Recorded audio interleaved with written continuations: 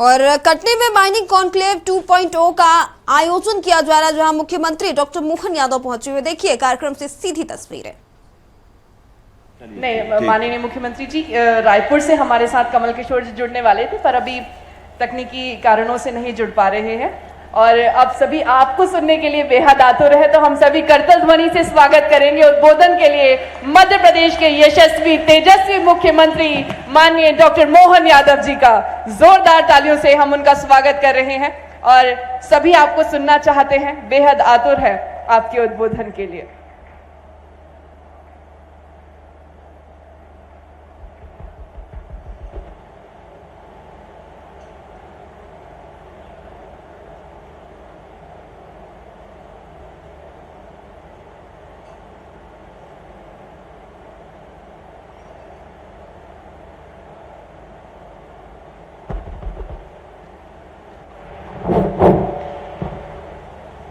देवी और सज्जनों, पुनः जोरदार तालियां हो जाए मध्य प्रदेश के माननीय मुख्यमंत्री डॉक्टर मोहन यादव जी के लिए।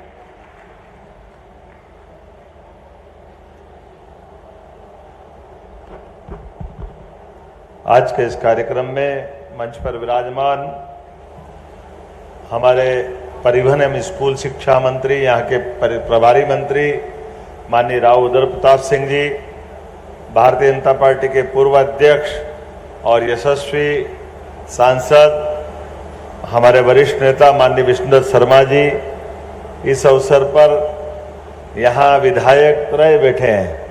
माननीय संजय भाई पाठक जी, आपका स्वागत है। आप डबल रोल में हो, इधर भी हो उधर भी हो, माइनिंग सेक्टर से भी जुड़े हैं और हमारे यहाँ के माननीय विधायक भी हैं, पूर्व मंत्री हैं। माननीय विधायक जिनके क्षेत्र में ये कार्यक्रम हो रहा है, और आप भी थोड़ा थोड़ा डबल रोल का बता सकता हूं। संदीप भाई, आपका भी स्वागत है इस अवसर पर। माननीय विधायक संदीप जायसवाल जी, हमारे हिरेन भाई, माननीय, अच्छा 4 विधायक, मैं भूल जाता, पांडे नाराज हो जाएंगे यार हमारे प्रणय पांडे जी के लिए जोरदार अभिनंदन। पांडे जी, आपका स्वागत है। और इस अवसर पर हिरेन जी, आपका भी अभिनंदन। माननीय विधायक, मंच पर मौजूद हमारी महापौर, जिला पंचायत अध्यक्ष, इस अवसर पर प्रणय प्रभात पांडे जी, तो मैंने नाम बोल दिया ना, पिछली बार नाम की गलती हो गई थी तो थोड़े नाराज थे। धीरेन्द्र भाई, श्रीमती प्रीति संजीव सूरी जी, और मंच पर कितना अच्छा लगता है सुनकर के।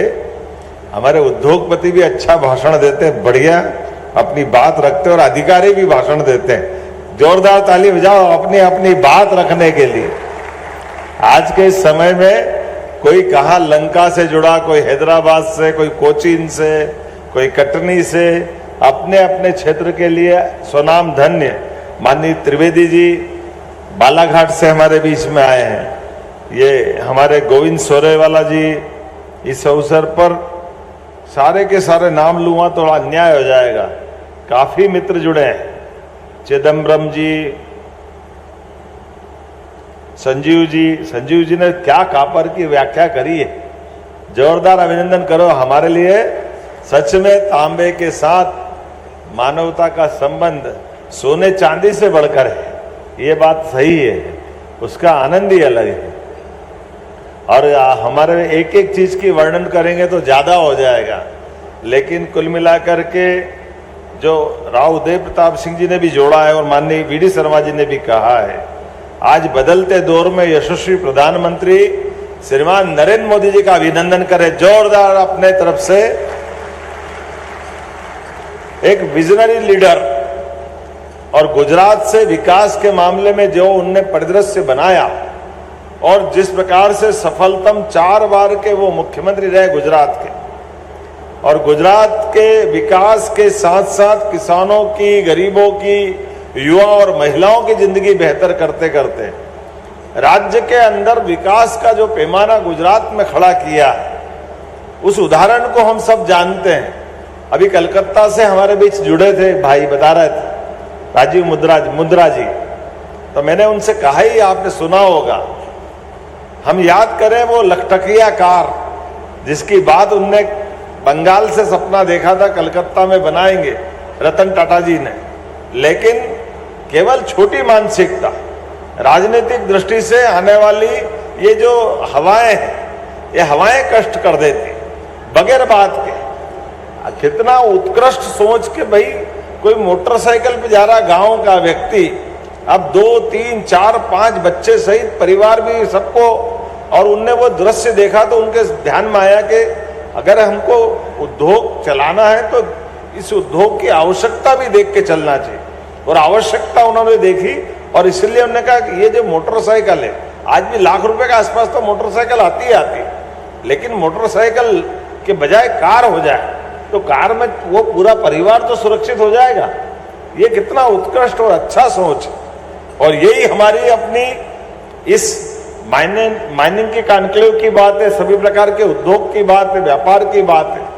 भारत एकमात्र ऐसा देश है जिसकी अपनी मूल थीम, हमारे यहाँ 2 शब्द चलते हैं। ये अगर आपकी माइनिंग से जुड़ी बात भी करें, एक शब्द है शोषण और एक शब्द है दोहन। दोहन से हम जब बात करते हैं, गाय का दूध दोह करके हमारे लिए भी दूध गाय माता उपलब्ध कराती है, लेकिन वो अपने बच्चे को भी बचाती है, बच्चे को भी देती है। और एक तरफ शोषण मशीन लगा के सारा निकाल लो, बच्चा भी मार दो, ये संस्कृति हमारी नहीं है। हमारी संस्कृति शुद्ध रूप से जियो और जीने दो वाली। मैं अभिनंदन करना चाहता हूं आपके माध्यम से पूरे देश और दुनिया के अंदर भारतीय संस्कृति की यही धारा। तो जब हमारे सक्षम, समर्थ, सभी प्रकार के साधन संपन्न परमात्मा ने भाग्य दिया, ईश्वर ने मौका दिया, मेहनत की पराकाष्ठा की, और हर एक जहां से कोई चल के आया है वो अपने समय का सदुपयोग करते हुए बेहतर से बेहतर, आज का जमाना देखो तो नाम लेना ठीक नहीं है, लेकिन जब देखो राजनीति के बड़े बड़े देश के बड़े बड़े लोग भी आखिर बात ट्रेड की तो कर रहे हैं, व्यापार की तो कर रहे हैं। हमारा देश भी गुलाम व्यापार के चक्कर में तो हो ही गया था, व्यापार करने ही तो आए थे। नई टेक्नोलॉजी के आधार पर अपने माल को खपाने के लिए चालाकी से हमारे भोलेपन का उपयोग करते हुए, लेकिन आज इतना अच्छा लगता है देश और दुनिया के अंदर यशस्वी प्रधानमंत्री के नेतृत्व में और हमारे उद्यमशील लोग आगे बढ़ रहे हैं। मैं आपका अभिनंदन करता हूं, आपका स्वागत करता हूं। उद्योगपतियों के माध्यम से बड़े पैमाने पे रोजगार के अवसर मिलते हैं, युवाओं को रोजगार मिलता है, महिलाओं को उनके काम के लिए, उनके जीवन चलाने के लिए अपने अपने प्लेटफॉर्म के आधार पर अपनी क्षमता योग्यता से आगे बढ़ाते हैं। ऐसे में हमने ये हमारी सरकार बनने के साथ ही तय कर लिया कि मध्य प्रदेश में वो सब संभावना है जिसके बारे में विस्तार से नहीं बताऊंगा। हमारे सारे अधिकारियों ने बात कही है कि हाँ आइए मध्य प्रदेश के साथ जुड़िए। मध्य प्रदेश में किस बात की कमी है?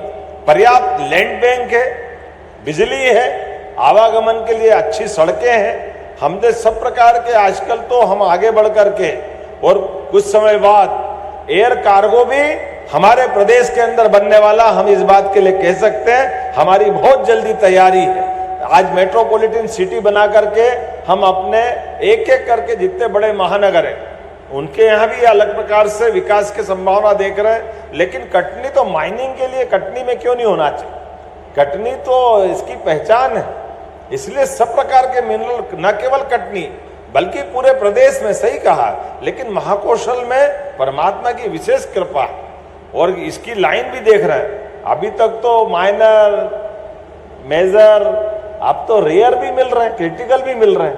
क्या चाहिए और क्या? कभी तो सोने के लिए हम कभी दक्षिण अफ्रीका की तरफ देखते थे, लेकिन अब अपने कटनी से लेकर जबलपुर तक, सिंगरौली तक लक्षण दिखाई दे रहे हैं। जब पन्ना वाले के पास हीरा मिल सकता है तो सोना तो मिलना ही चाहिए। मध्य प्रदेश में क्यों नहीं मिलना चाहिए? सोना मिलेगा तो इससे बढ़िया क्या बात। और कटनी का चूना तो सीमेंट के पहले से ही मशहूर था। चूना लगाते नहीं है, चूना अपना मकान बनाने का लेकिन चूने की माया भी गजब है। कई प्रकार से सभी प्रकार के खनिजों का जो लाभ है कई कई कारणों से। ऐसे में मैं आज जब आपके बीच में खड़ा हूं, सरकार के मुखिया होने के नाते से आप सबको आश्वस्त करता हूं, निश्चित रूप से अब तो लगभग 1.25 साल का समय हो गया, एक एक सेक्टर में हमने पारदर्शी नीतियां लगाई, पॉलिसियां लगाई, जिसके आधार पर आपका और हमारा, सरकार का और विभागों का, उद्योगपति का और विभाग का साफ सुथरा व्यवहार होना चाहिए। उनके अपने व्यवहार से अपने अलग अलग प्रकार के जिस भी स्तर पे वो जाना चाहे, इसलिए पहले हमने कॉमन रूप से इंडस्ट्री कॉन्क्लेव की, अब अलग अलग सब्जेक्ट वाइज चल रहे हैं। अगर माइनिंग की है तो माइनिंग की बात होगी, अब तो इतने सेक्टर खुल गए। हेल्थ होगा तो हेल्थ की बात करेंगे। अभी 27 तारीख को आने वाले समय में हम अपने स्पिरिचुअल टूरिज्म के लिए, धार्मिक तीर्थाटन को लेकर भी 27 तारीख को उज्जैन में कर रहे हैं, 31 तारीख को, इसी 30 तारीख को ग्वालियर में टूरिज्म की भी इंडस्ट्री कॉन्क्लेव कर रहे हैं। अब ये सभी सेक्टर में बढ़ रहे हैं धीरे धीरे करके, कोई सेक्टर खाली रहने वाला नहीं। जब हमने धार्मिक पर्यटन के आधार पर अपनी इंडस्ट्री कॉन्क्लेव एक तरह से कर रहे हैं तो सुनने में अटपटा लगेगा, लेकिन सच में तीर्थाटन के आधार पर भी कई प्रकार से लोगों की जिंदगी बदलती है। हम सब देख रहे बड़े बड़े धार्मिक महत्व के वो स्थान है। वैसे तो हजारों साल से हमारे देश के अंदर अपनी चारों धाम की परिक्रमा करते हुए हर एक व्यक्ति की इच्छा होती कि वो तीर्थाटन करे, लेकिन अपने देश के अंदर अभी बड़े केंद्र हैं, चाहे वो तिरुपति बालाजी का हो, शिरडी के साईं बाबा का हो, मध्य प्रदेश में बाबा महाकाल का हो, ओंकारेश्वर का हो, ऐसे बड़े बड़े ट्रस्ट को बुला करके उसकी भी हम इंडस्ट्री कॉन्क्लेव की तर्ज पर अपने धार्मिक तीर्थाटन की व्यवस्था सुव्यवस्था में कैसे बदले, उनकी सुप्रबंधन कैसे करें, आवास से लेकर आने वाले सिमस्त भी 2028 का बेहतर से बेहतर कैसे हो। लेकिन केवल एक इतना ही नहीं, आने वाले समय में, अभी तो आज मैं माइनिंग की बात कर रहा हूं, माइनिंग के अंदर भी जिस प्रकार से हमने सारी बात कही है और हमारी सरकार की पॉलिसियों के अलग भी हर एक इंडस्ट्री कॉन्क्लेव में मैं स्वयं समय भी देता हूं और हर एक उद्योगपति से भी बात करता हूं। आपके दिल की बात, जो आप अपने व्यापार व्यवसाय को आगे बढ़ाने के लिए जो आप कर सकते, जो आप सोचते हो, बाकी राज्यों की तुलना में, बाकी देश की तुलना में, विदेश की तुलना में भी हमारे मध्य प्रदेश के साथ जुड़ करके आप बड़े से बड़ा सपना देखो, हम आपके साथ ये पक्की गारंटी दे रहे हैं, सरकार की ओर से आपके साथ खड़े होने कर हमारे लिए गर्व की बात होगी। अपने इस वर्तमान के समय में यशस्वी प्रधानमंत्री के नेतृत्व में जब भारत चौथी अर्थव्यवस्था बना है, तो निश्चित रूप से हम और आप सबके मिलने के बाद भारत का जो स्थान है वो स्थान वो मिल के रहेगा। आज परिस्थिति 19-20 आएगी जाएगी, लेकिन कितनी जल्दी समय बदल जाता है।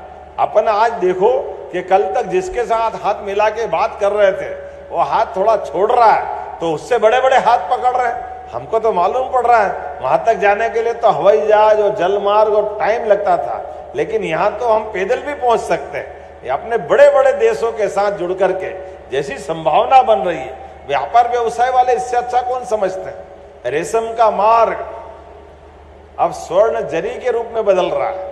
आने वाले समय में ऐसे कई अवसर मिल रहे हैं। तो मैं आज के इस अवसर पर जब सीमेंट उद्योग से लगा करके कोयला, आयरन, कॉपर और तमाम प्रकार की अलग अलग प्रकार की संभावना है, हम सब मिलकर के निश्चित रूप से आज जब आपसे मैं बात कर रहा हूं तो मैं अपनी सरकार की उपलब्धियों पे ज्यादा और नहीं बताऊंगा, क्योंकि बहुत सारी बातें तो आई गई, लेकिन हमारे अपने इसी प्रकार के इंडस्ट्री कॉन्क्लेव के बलबूते पर जिस प्रकार से हमने काम किया है, आपने कहा माननीय वीडी शर्मा जी कि हमारी स्किल भी होना चाहिए, तो स्किल लेबर की दृष्टि से, लेबर तो नहीं बोलते हैं, युवाओं की दृष्टि से अच्छे युवाओं को सब प्रकार के तकनीकी कौशल के लिए हमने सभी सेक्टर में उनके संस्थान खोलने के लिए कई प्रकार की अनुकूलता बनाई।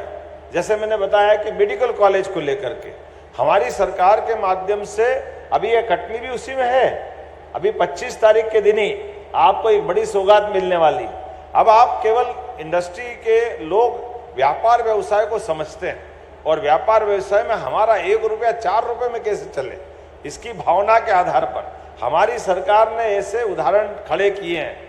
अभी इसी देश के अंदर, दुनिया के अंदर मेडिकल कॉलेज कैसे खड़े होते हैं वो अलग बात, हमारे देश के अंदर तो अभी तक मेडिकल कॉलेज जब खड़े होते थे तो किसी को मेडिकल कॉलेज खड़ा होना है तो पहले हॉस्पिटल बनाए, भले ही बना हुआ सरकारी हॉस्पिटल है, लेकिन सरकार भी मेडिकल कॉलेज अगर खोलेगी तो उसको अपना हॉस्पिटल बनाना पड़ेगा, 800 बेड का अलग से भर्ती करना पड़ेगी। अब आप बताओ सरलता के साथ, एक हॉस्पिटल तो पहले से है, वहां डॉक्टर है, पैरामेडिकल स्टाफ है, नर्स है, मरीज है, सब है, लेकिन वो मेडिकल कॉलेज के लिए उपयोग नहीं होगा। अरे भाई क्यों नहीं होगा? बोले इसलिए नहीं होगा कि मेडिकल कॉलेज के नियम हमने बना लिए, हमारा हॉस्पिटल अलग बनाना चाहिए। ये पैसे की बर्बादी हमारी सरकार ने निर्णय किया, कोई जरूरत नहीं अलग से हॉस्पिटल बनाने की। जो मेडिकल कॉलेज चलाने वाले सक्षम ग्रुप है उनको हमारा चलता हॉस्पिटल दिखा देंगे। ये हॉस्पिटल है 300 बेड का, डॉक्टर, पेशेंट, दवाई, बिजली का, पानी वगैरह सब हम आपको देने को तैयार है, और उसके लिए 25 एकड़ जमीन भी 1 रुपए में हम आपको दे देंगे। अब अपना मेडिकल कॉलेज आप इस हॉस्पिटल से 2 साल में चलाते चलाते बढ़ जाओ, जब तीसरे साल की जब आपको आवश्यकता पड़ेगी तब तक आप अपना हॉस्पिटल बना लेना, हमको क्या मना है। और आप अपना ये हॉस्पिटल 10 साल तक हम आपको दे देंगे। 10 साल बाद जब आपका हॉस्पिटल खड़ा हो जाएगा, हमारा मेडिकल कॉलेज परबारे बन जाएगा, हमारा हॉस्पिटल हमको मिल जाएगा। और है कि नहीं, आम के आम गुठली के दाम, हमको ऐसे ही तो बढ़ना पड़ेगा, और क्या करेंगे। और इसके बलबूते पर 4 मेडिकल कॉलेज हमारे अभी 25 तारीख को माननीय स्वास्थ्य मंत्री आ रहा है, उनके सामने MOU करेंगे। अलग से हमने 1 साल के अंदर 10 मेडिकल कॉलेज खोल दिए।